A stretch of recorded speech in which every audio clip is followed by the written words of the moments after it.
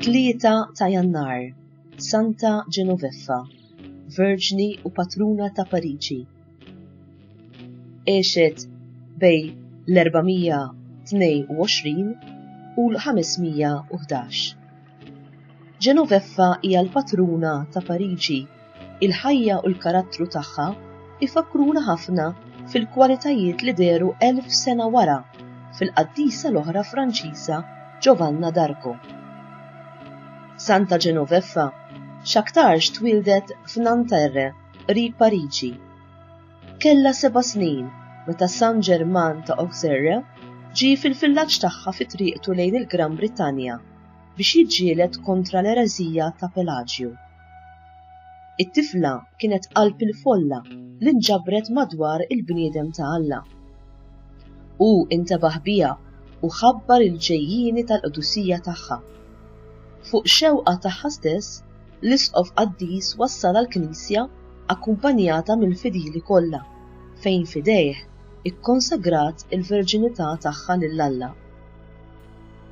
Ta' 15-il sena, meta kienu ġamietu l-ġenituri tagħha, Genoveffa marret toqgħod Pariġi u rċeviet il-velu tal-Verġni mill-isqof tal-Belt. Il-viżjonijiet u l-profezziji tagħha għanqlu lin-nies ta' Pariġi kontrija u anki sar attentat fuq ħajjitha.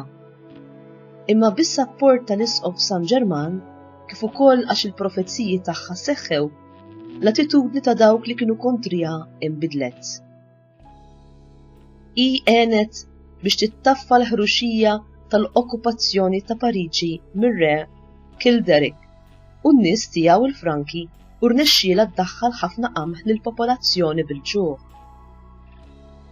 Insistiet ma' Kilderic u aktar tard ma' Clovis biex jinħelsu l-priġunieri u t-talba tagħha kienet mismuha. Meta fl-451 kien hemm il-periklu li Attila tnej jinvadi Pariġi, hija ħeġġet lin-nies biex ma jitilqux mill-belt, iżda biex jagħmlu penitenza u jafdaw f'Alla.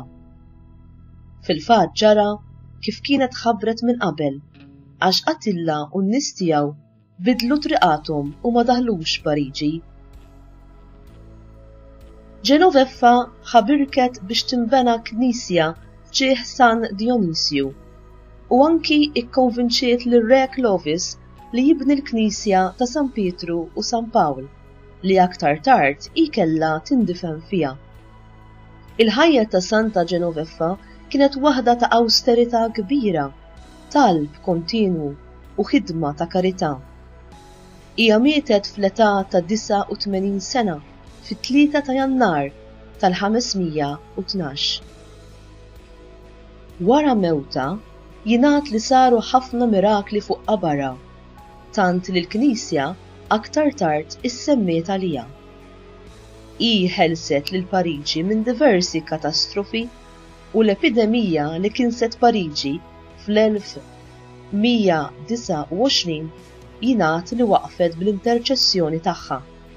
Infatti, dan tal-aħħar huwa l-aktar wieħed famuż bħala l-miraklu ta' Dea Arden, meta r-relikwi tal-qaddisa inġarru proċessjonalment lejn il-katedral u waqt iċ-ċerimonja dawk li missu magħhom ġew infejqa.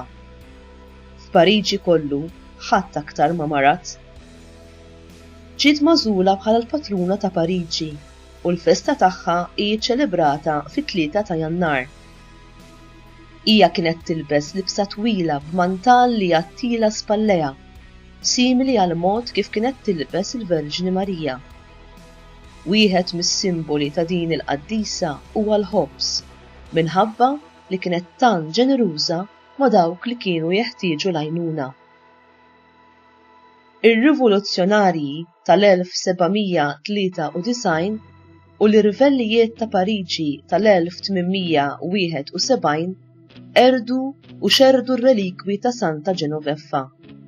Il-Knisja tagħha bidluha f'Pantheon, għatfin tan-nies kbar Franċiżi.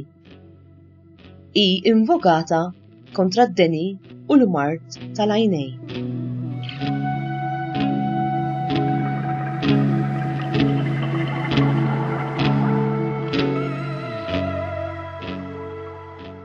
Il-ħajja ta' Santa Genoveffa kienet waħda ta' awsterità kbira, talb kontinwu u ħidma ta' karità. U tiegħek? Fiex int fit-talb u l-karità lejn l-oħrajn? Tixtieq tħobb lil Mulej aktar? Wasalt fej wasalt, fil-vjaġġ spiritwali tiegħek wara Kristu, kull ma trid tagħmel hu li timxi l quddiem passi żgħar kuljum, bla ma taqta' qalbek, bla ma tippretendi wisq minnek innifsek. Għejx il-preżent bl-aħjar mod possibbli.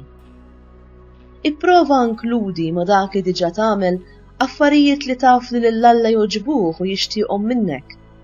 Eżempju, talb, rar, tqarbin, qadi, imħabba fil-prattika u oħrajn. Tisaġerax f'dak li tinkludi għax tista' taqta' qalbek. Għad ħsibt li jista' jkun hemm minnu fil-ħtieġa tal-għajnuna tiegħek? Ieqaf itlob dwar dan u ħalli l-Mulej jurik. Forsi xi marit jew marida li tista' tmur iżżur. Forsi xi persuna jew persuni li jeħtieġu għajnuna fil-bżonnijiet bażiċi tal-ħajja. Xi ħadd fil-familja tiegħek, xi ġirien jew xi barranin li jgħixu f'gżiritna. Forsi tista' tagħmel il-ġid b'xi kelma lil min qed iħoss wisq it-tuqol tal-ħajja jew tqatta' ftit ħin ma' xi ħadd li jinsab waħdu jew waħedha.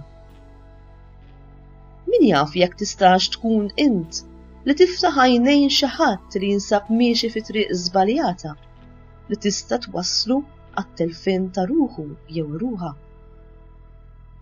Iva, dan kollu tista' tagħżel li tagħmlu bil-qalb u bil-ferħ, fil-waqt li tiftakar fi kliem Ġesu li qalilna: kull ma miltu ma wieħed mill-iżgħar fost dawn ħuti, għamiltuh miegħi. Mattew 25, vers 40. Kemm jinżel għasel imbagħad kliem Ġesu f'jum il-ġudizzju meta jgħidilna: ejjew imberkin minn missieri, ħudu b'wirt tagħkom is-saltna li tħejjiet għalikom sa mill-ħolqien tad-dinja, għax jien kont bil-ġuħ u tmajtuni, kont bil-għaġġ u sqejtuni, kont barrani u lqajtuni, kont qiegħri u libbistuni, kont marit u ġejtu tarawni, kont fil-ħabs u ġejtu żuruni. Mattew 25, versi minn 34 sa 36.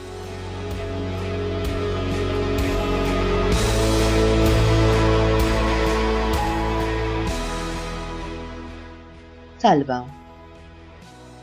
Oħtna fi Kristu Genoveffa, bit-talb u l-merti li akkwistajt f'ħajtek, nitolbuk tenna biex ninfetħu iżjed għal bżonnijiet ta' dawk ta' madwarna.